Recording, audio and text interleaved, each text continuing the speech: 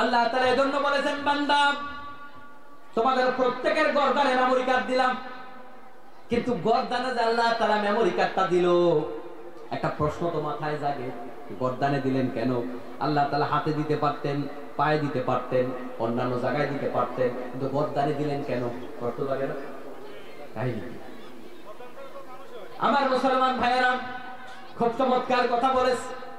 হাত ছাড়া মানুষ হয়, পাও ছাড়া মানুষ হয়, আবার এমন হয় মানুষটা ছিল ভালো, সুস্থ ছিল, রেল লাইনে কাটা পড়েছে হাতটা, রেল লাইনে পাওটা কাটা পড়েছে, অ্যাক্সিডেন্টের কারণে হাতটা কেটে ফেলতে হয়েছে, পাওটা কেটে ফেলতে হয়েছে, কানের এক পাশ কেটে ফেলতে হয়েছে।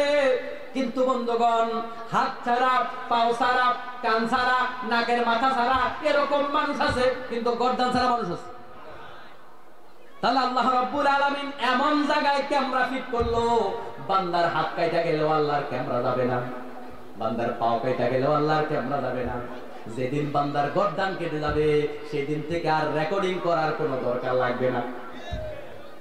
আমার মুসলমান ভাইরে, সব রেকর্ড আল্লাহ তাআলা একসাথে করে বলবেন, বান্দা এবার পড়, ইকরা কিতাবাকা, তোর নিজের কিতাবটা নিজে পড়, কাফা বিনাফসিকা আল-ইয়াওমা আলাইকা হাসিবা।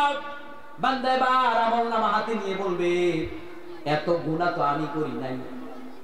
অনেক বান্দা এমন থাকবে যারা আমলনামা হাতে নিয়ে বলবে, এত সওয়াব তো আমি করি নাই। কারণ আল্লাহ রাব্বুল আলামিন বান্দার প্রত্যেকটা ছোট ছোট সওয়াবকে এমন ভাবে বাড়াতে থাকে। আপনি যেমন সরকারি চাকরি করলে সরকারের কোষাগারে 2 লাখ টাকা জমা দিলে সরকার 30 বছর পরে ওইটারে 50 লাখ টাকা বানায় দেয়, ঠিক না? বান্দার আমলনামায় আল্লাহ রাব্বুল আলামিন এভাবে প্রত্যেকটা সওয়াবকে এভাবে বাড়াতে থাকবে, বাড়াতে থাকবে, বাড়াতে বাড়াতে এত বেশি হয়ে যাবে, বান্দা অনেক সময় তার আমলনামা দেখে বিশ্বাসই করবে না।